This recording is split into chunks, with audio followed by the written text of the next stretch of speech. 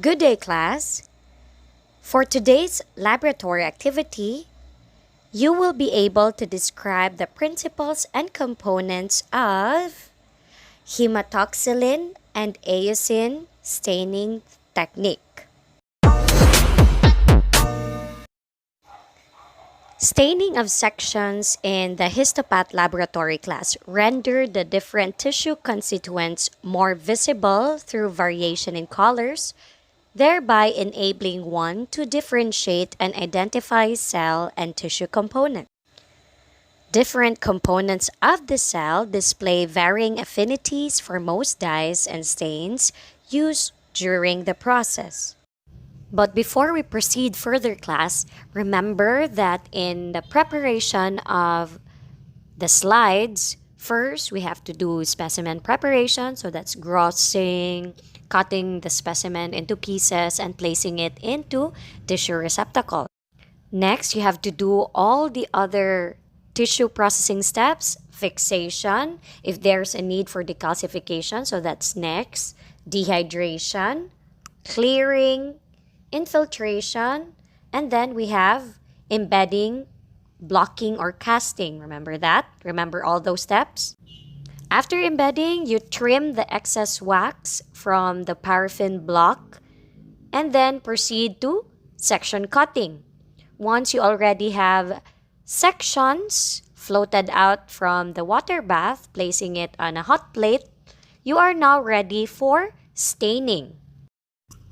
So for staining, class, these are some of the materials that we need. First, if your laboratory is not that busy or you only have few slides to work on, you can use a Culling jar. This is a slotted jar holding around 5 to 9 slides, class. You can also use a slotted staining dish. This can hold from 5 to 19 slides, over which different solutions are poured. Slides are placed on end, singly, or in staggered fashion in the arm. Both of this class, the Culling jar and the slotted staining dishes, can also be found in the histopath lab in the school. For laboratories that use squeeze bottles, so we can also do squeeze bottles or canister, spray canisters, those things, droppers, those types of staining bottles. They use a metal or glass staining racks or carriers. This can hold from 10 to 30 slides upright. Slides are transferred to appropriately sized glass dishes containing the staining solution. We also have other materials used for staining. We have the pipettes, droppers, standard Culling jars, slide racks, those droppers, class, that we use. So there are, it looks like an eye drops, the one you use for your eye. So those are also used during staining. We also have rectangular slide dishes. But of course, never forget your slide with a section mounted on it already, properly oriented, ready for staining. Staining with hematoxylin may be of two types. Number one, we have progressive staining. This is the type of staining, class, wherein the tissue elements are stained in a definite sequence and the staining solution is applied for specific periods of time or until the desired intensity of coloring of the different tissue elements is attained. Once the dye is taken up by the tissue, it is not washed or decolorized anymore. The differentiation or distinction of tissue details relies solely on the selective affinity of the dye for different cellular elements. This means, class, that in progressive staining, you continually place the dye until the desired intensity of coloration is reached. There is no turning back because it is not washed nor decolorized after. On the other hand, for regressive staining, this technique, class, when the tissue is first overstained to obliterate the cellular details, while the excess stain is removed or decolorize from unwanted parts of the tissue until the desired intensity of color is obtained. So in this type of staining technique, the regressive staining, you overstain first the section and then you'd use a decolorizer or a differentiator. For differentiation or decolorization process class, this is the selective removal of excess stain from the tissue during regressive staining. This is in order that a specific substance may be stained distinctly from the surrounding tissues. This is usually done by washing the section in a simple solution like water or alcohol, or by the use of acids and oxidizing agents. In general, if the primary stain used is a basic dye, differentiation is carried out by an acid solution, while alkaline medium is used for differentiation after applying an acidic dye. Alcohol acts as a differentiator for both basic and acidic dyes, probably by simply dissolving out the excess dye. Mordants class can also act as a differentiating agent. Mordants such as iron alum can also oxidize hematoxylin to a soluble, colorless compound so that the tissue component becomes decolorized. On the other hand, if a section that has been stained by a mordant dye is allowed to remain in a differentiating agent such as 1 to 2% alcohol, all the dye will be removed. This is actually done as a preliminary step in restaining a faded slide. Differentiation is usually controlled by following exact times specified for staining or by examination under the microscope. Before we proceed to the staining procedure, let's get to know first what hematoxylin and eosin is made up of. Hematoxylin class is a natural dye which is derived by an extraction from the core or heartwood of a Mexican tree known as Hematoxylin campechianum. It is by far the most valuable staining reagent used by the cytologist due to its powerful nuclear and chromatin staining capacity and its striking polychrome properties, which may be produced with proper differentiation. Just for the record class, hematoxylin itself is not a stain. The active coloring agent is known as hematin. This is formed by the oxidation of hematoxylin in a process known as ripening. This is usually accomplished by exposing the substance to air and sunlight, thereby oxidizing hematoxylin. So this procedure, exposing the substance to air and sunlight, is what we know as natural ripening. This usually takes around 3 to 4 months class, so this process is really slow, sometimes can reach up to 6 months, but it can be accelerated by adding strong oxidizing agents such as hydrogen peroxide, mercuric oxide, potassium permanganate, sodium perborate, or sodium iodate, which converts hematoxylin to hematin almost instantaneously by chemical oxidation, so that the staining solution is ready for use immediately after preparation. This process, by adding strong oxidizing agents class, is what we know as, or what we call as, artificial ripening of hematoxylin. It is essential that the oxidant be used in correct amount since excessive oxidation or over-ripening leads to production of other useless compounds. Using the least amount of oxidant will result in satisfactory staining and longer life of the stain. Ripened hematoxylin is seldom used alone due to its inherent low affinity for the tissue itself. It is most frequently used in combination with alum, iron, chromium, and copper salts, which act as mordants catalyzing or forming links between the hematin stain and the tissue. These mordants class are substances which combine with the tissue and the staining solution, forming a bridge that allows staining reaction to take place. Without mordants, no staining could occur. Hematoxylin is the staining solution most commonly used for routine histologic studies. The mordants used to demonstrate nuclear and cytoplasmic structures are alum and iron. These are forming lakes or colored complexes, so the dye mordant tissue complex to form the color of which will depend on the salt used.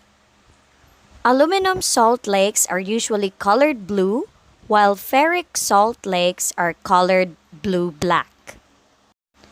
Aluminum or alum hematoxylin stains are recommended for progressive staining of tissues. Remember, progressive, this is the staining for a predetermined time to adequately stain the nuclei but leave the background tissue relatively unstained to be later counterstained with eosin, Congo red, or safranin. The alum hematoxylins can also be used for regressive staining, meaning that the section is overstained first and then differentiated using acid alcohol followed by the bluing. Later on, I will be explaining what bluing means. Aluminum salts give a blue lake and increase the selectivity for nuclei, especially if acid is added or is used as a differentiating agent. The two main alum hematoxylin solutions employed are Ehrlich's hematoxylin and Harris hematoxylin solutions. Rapid ripening of Ehrlich's reagent is brought about by the addition of sodium iodate, while Harris solution is ripened with mercury chloride. Alum or potassium aluminum sulfate, when used as a mordant, usually dissociates in an alkaline solution combining with a hydroxide of water to form insoluble aluminum hydroxide. In the presence of excess acid, aluminum hydroxide cannot be formed, with ultimate failure of aluminum hematoxylin dye lake to form due to lack of hydroxide ions. Hence, acid solutions of alum hematoxylin become red.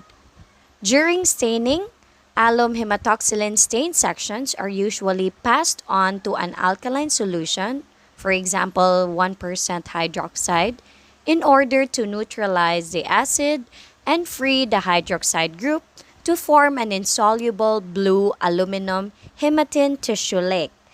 This procedure is known as bluing. For bluing class of alum hematoxylin stained sections, warm around 40 to 50 degrees Celsius tap water is commonly used since it is generally sufficiently alkaline. When tap water is not sufficiently alkaline or is even acid and is unsatisfactory for bluing hematoxylin, lithium carbonate, such as 1% weight over volume in water, bicarbonate, around 0.2 to 0.5% weight over volume in tap water, potassium or sodium acetate may be used.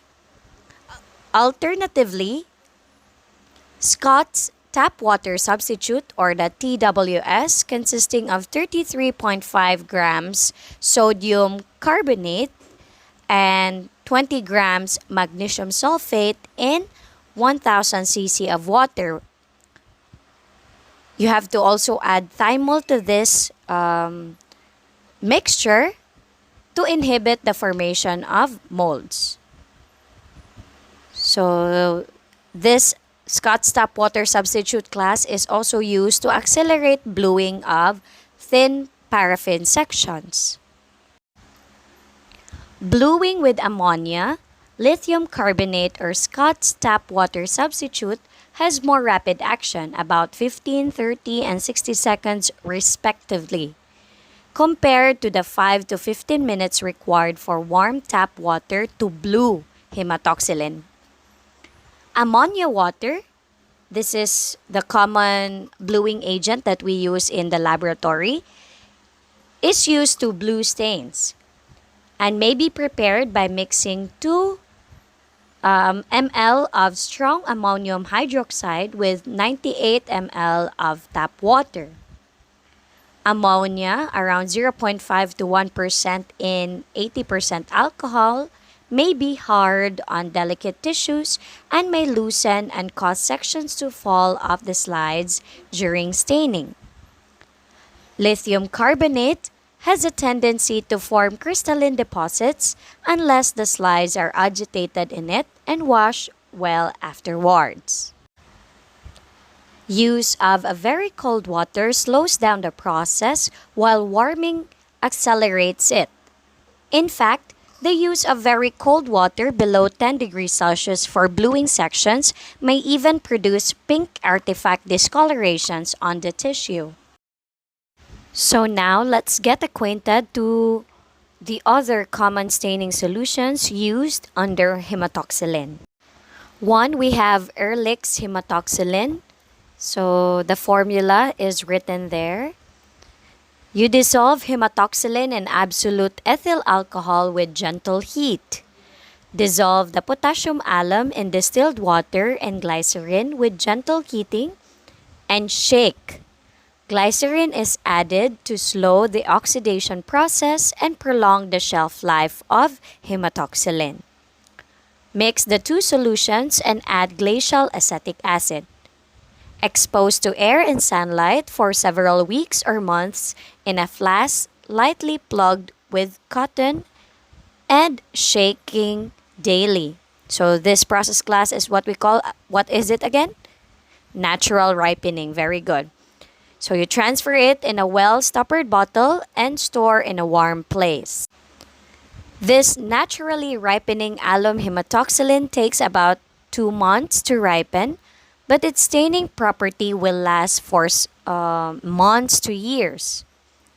Hematoxylin may be partially oxidized by sodium iodate to hasten ripening by addition of 0.3 grams sodium, but this will also inevitably shorten the shelf life of the stain. As hematoxylin solution becomes oxidized, the color of the solution will change from purplish to deep red, while the pungent odor of acetic acid will be replaced by a pleasant aroma.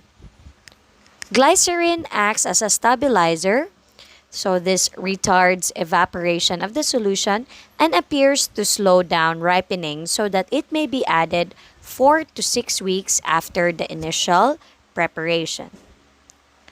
Ehrlich's hematoxylin is generally used for regressive staining and differentiated with 1% hydrochloric acid in 70% alcohol, so the acid alcohol class, until the nucleus is selectively stained. Mucopolysaccharide substances such as cartilage and cement lines of bones are also stained intensely blue. It is suitable for tissues that have been subjected to acid decalcification and is especially useful for tissues that have become acidic during prolonged storage in formalin. Ehrlich's hematoxylin is not an ideal stain for frozen sections. Staining time is usually 15 to 40 minutes. Next, we have Harris hematoxylin. So the formula is also written there. Kindly read them. So the procedure class in making Harris hematoxylin is that you dissolve hematoxylin in absolute ethyl alcohol with gentle heating.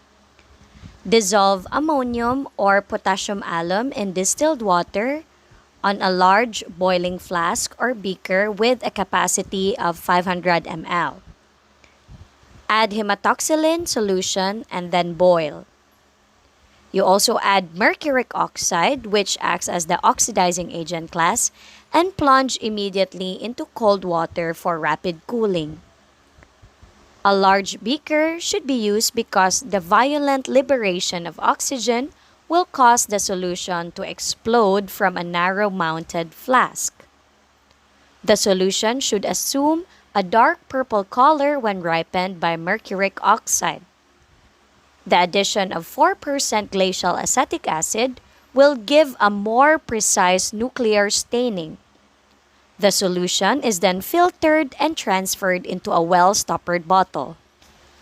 Harris hematoxylin class is a good regressive stain that may either be used immediately or stored for future use, since it remains stable for a long time, about 6 months.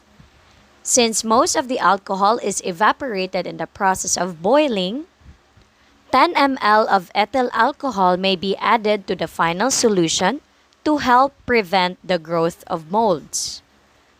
The precipitate that forms on prolonged storage should be filtered off before use. Harris hematoxylin class is widely used for routine nuclear staining. This is also used in exfoliative cytology and for staining of sex chromosomes. The usual staining time is 5 to 20 minutes compared to that of Ehrlich's hematoxylin that takes around 15 to 40 minutes, remember? But still, it depends on the batch and age of stain, the nature of the tissue, and the degree of staining required.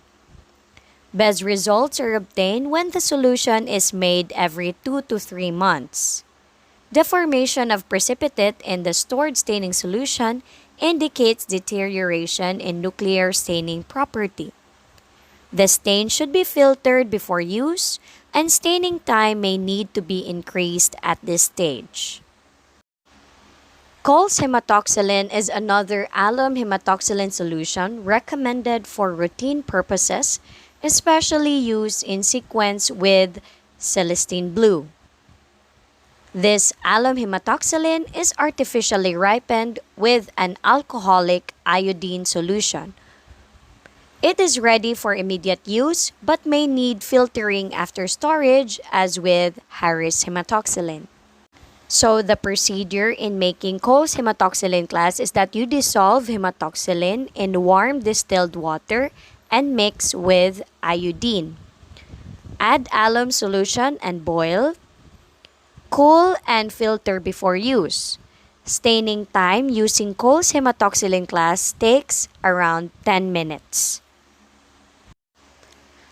Mayer's hematoxylin class is an alum hematoxylin that is chemically ripened with sodium iodate. Like any alum hematoxylin, it can be used as a regressive stain, but it is also useful as a progressive stain. It is used as a nuclear counterstain to demonstrate the presence of cytoplasmic glycogen by special stain.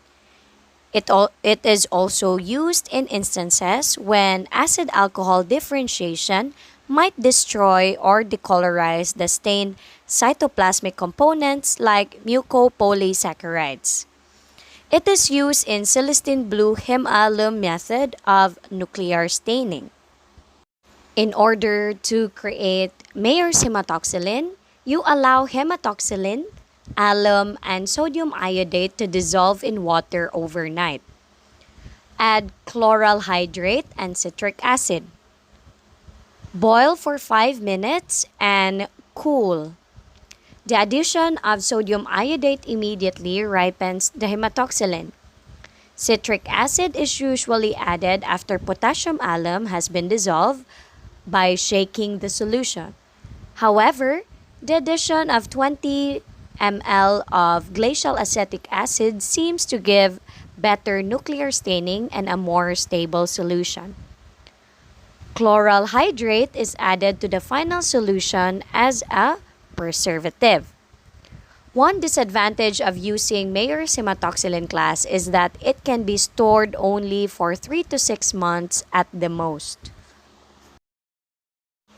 Another common staining solution used under hematoxylin is the iron hematoxylin. Ferric salts ripen hematoxylin rapidly and are active oxidizing agents. Hence, they do not keep well as a prepared mixture. In mixtures of hematoxylin and ferric salts, the insoluble lake gradually precipitates out so that premixed stains are not very stable. Iron hematoxylin compounds are used only for differential or regressive staining, using acid alcohol as a differentiating agent. Two main iron hematoxylin solutions are employed for routine work in the laboratory. We have Weigert's solution using ferric ammonium chloride and Heidenhain solution using ferric ammonium sulfate or the iron alum as mordants. The dye lake obtained when ferric salts are used as mordants is an intense blue-black. They can be applied to tissues fixed in virtually all fixatives, producing permanent stains, provided all iron mordants have been wiped out. Tissues that have been stored in alcohol for years and which would ordinarily fail to stain will normally take iron hematoxylin. Tissue structures are stained blackish or grayish according to the extent of differentiation, producing minimal eye strain, hence making it useful for photomicrography. So, photomicrography. Solutions prepared with correct or optimal amounts of iron salts, around 0.5 grams metallic iron for each 1 gram of hematoxylin, are used for dense, regressive staining. The stain becomes more selective for nuclei if acid or an excess of ferric salt is added. Under iron hematoxylin class, we have Weigert's hematoxylin solution. So the formula is there. We have two solutions, A and B. Hematoxylin is dissolved in alcohol with gentle heating, while ferric ammonium chloride, hydrochloric acid, and water are mixed in a different container. Both solutions are stable and may be stored separately for 6 weeks before use. Ferric chloride is usually added to the staining solution just before use by mixing equal parts of the two solutions to produce a deep black mixture. The working solution will remain active for 1 to 2 days. It changes color from a deep blue-black violet through violet, purple, brown, and yellowish brown within 2 to 3 weeks as it becomes less and less stable. A solution that has turned brown should be discarded. Weigert's solution is the standard iron hematoxylin used in the laboratory, especially for demonstrating muscle fibers and connective tissues. It is particularly recommended when the preceding stains contain acid, like Van Giesen stain containing picric acid, which decolorizes nuclei stained with alum hematoxylin. Heidenhain's hematoxylin. In order to prepare this type of iron hematoxylin is that clear violet crystal or alum are used and dissolved in distilled water. Hematoxylin is dissolved in ethyl alcohol and added with water, allowed to ripen for 4 to 5 weeks, and stored in tightly stoppered bottles. This iron hematoxylin uses ferric ammonium sulfate as oxidant or mordant, and the same solution as the differentiating fluid. The mordant differentiator is used separately during the process of staining instead of being added to the solution. Heidenhain solution is a cytological stain recommended for regressive staining of thin sections. After staining, all components are black or dark gray black. The hematoxylin staining is removed progressively from different tissue structures at different rates using the iron alum solution. Differentiation can be more easily controlled if the differentiating iron alum solution is diluted with an equal volume of distilled water or an alcoholic picric acid solution. It is utilized for the demonstration of both nuclear and cytoplasmic inclusions such as chromatin and chromosomes, nucleoli, centrosomes, and mitochondria. Voluntary muscle striations and myelin are also well stained. There are many variants of the original Mallory PTAH or the phosphotungstic acid hematoxylin technique, combining hematoxylin with 1% aqueous phosphotungstic acid, which acts as a mordant. Natural ripening of the tungsten hematoxylin solution is achieved with light and air but will take some months to ripen. So the formula in making PTHA class is PTAH by I mean is already written on the screen. So in order for you to make something like this, you dissolve the solids in separate portions of distilled water. Add together and stand in the light to ripen for several weeks. Immediate ripening may be obtained by adding 50 ml of 0.25% aqueous potassium permanganate after the two solutions are mixed, so that stain can be used the next day, although peak staining activity is not reached until 7 days.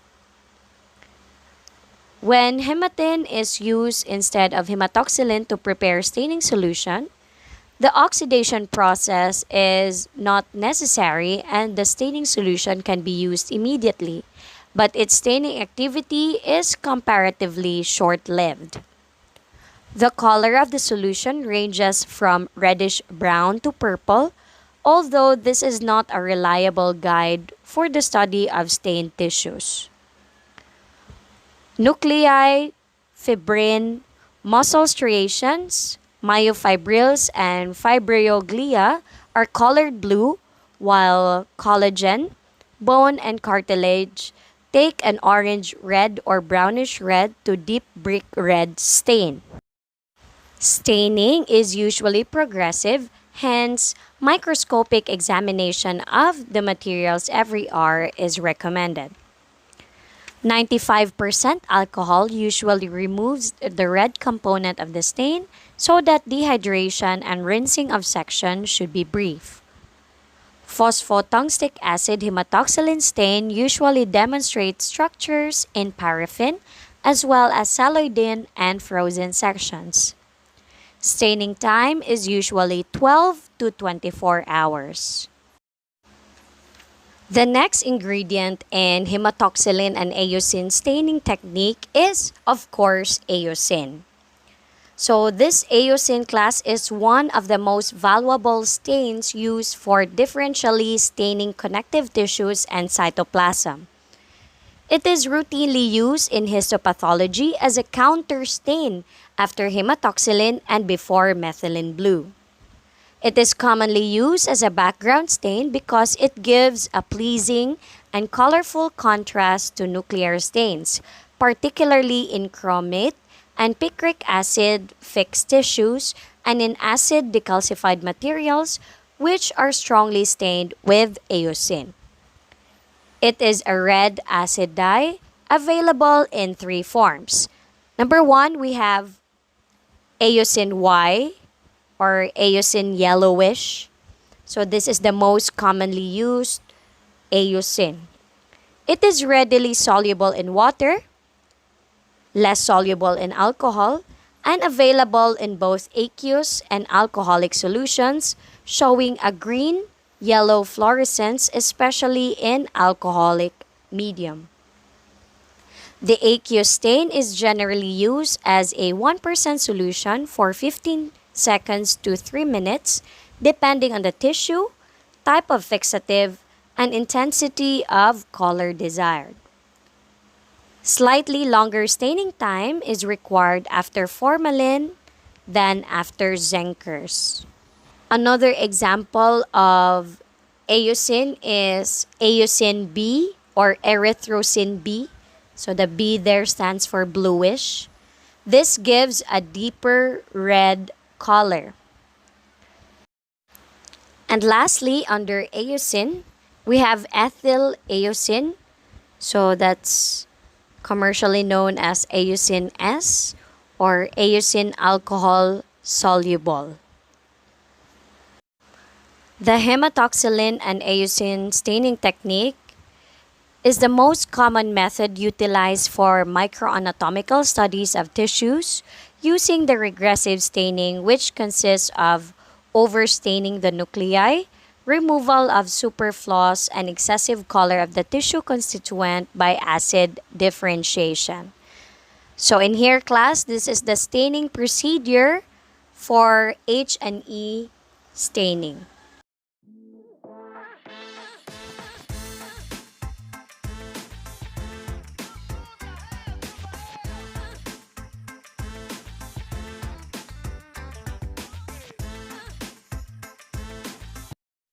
So now, since you have already a brief background on the procedure in H&E staining, let's deal with this one by one.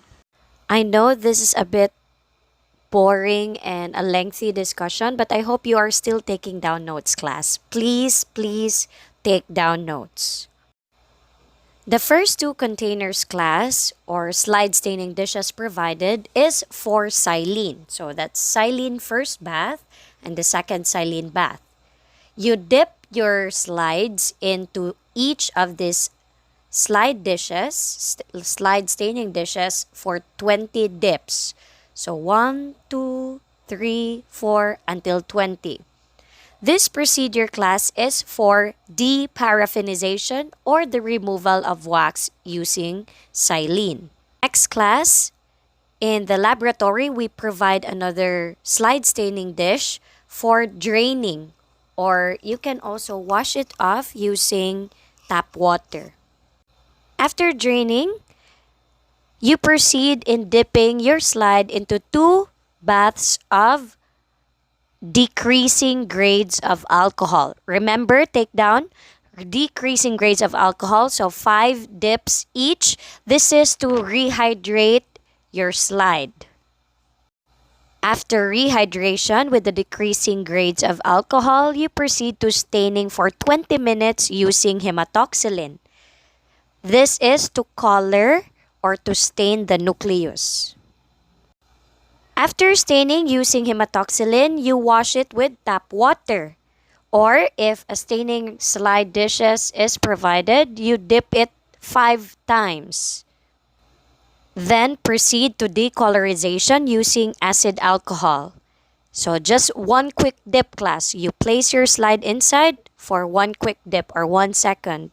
And then wash it again with tap water.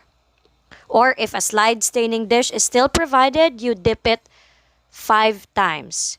So it must not be the same slide staining dish, it must be a different slide staining dish. So in the laboratory, it is a different slide staining dish, all lined in the sink area. Then we'll proceed to bluing using ammonia water for 1 minute. Washing it again with tap water for another 5 dips, and then staining the cytoplasm and other background details using Eosin for 5 minutes. After Eosin, you place your slides into increasing grades of alcohol, 5 dips each, so ethanol and methanol, increasing grades for dehydration. After that, you drain and dip your slides again into another bath of silene. So that's another silene 1 and silene 2, 20 dips. This is to clear your slide ready for mounting. Here are some of the results that you can see under the microscope using Mayer's hematoxylin and Eosin alcoholic solution. But it's always almost the same class among all the other hematoxylin and Eosin solutions. The only difference that you can detect is the procedure on how the hematoxylins and the Eosins are prepared in the laboratory. So just to state a few of the results using H&E staining, the nuclei ranges from blue to blue-black in color. The karyosome colors dark blue.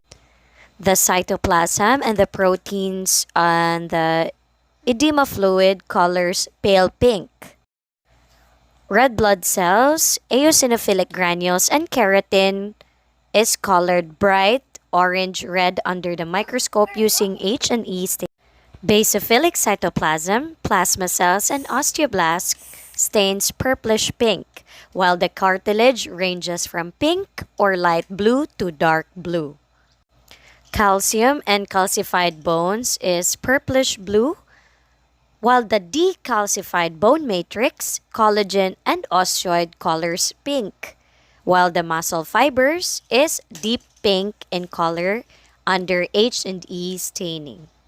For the trivia class, the first person to use hematoxylin in animals without the use of a mordant is Wilhelm von Waldeyer-Hartz. Some of the procedural notes that you might take note is that for tissues fixed with mercury chloride class, staining time in hematoxylin should be increased slightly, while duration of eosin staining should be reduced. The mercury should be removed using a 0.5% solution of iodine in 80 to 95% alcohol and rinsed in water. The iodine is then removed by placing the slide in 3% sodium thiosulfate solution for 1 to 5 minutes and washing it well in running water for 3 to 5 minutes. Alternatively, mercury deposits may be removed after sections are hydrated by immersing in grams or Lugol's iodine for 5 minutes, followed by sodium thiosulfate and subsequently washing the section in water prior to staining.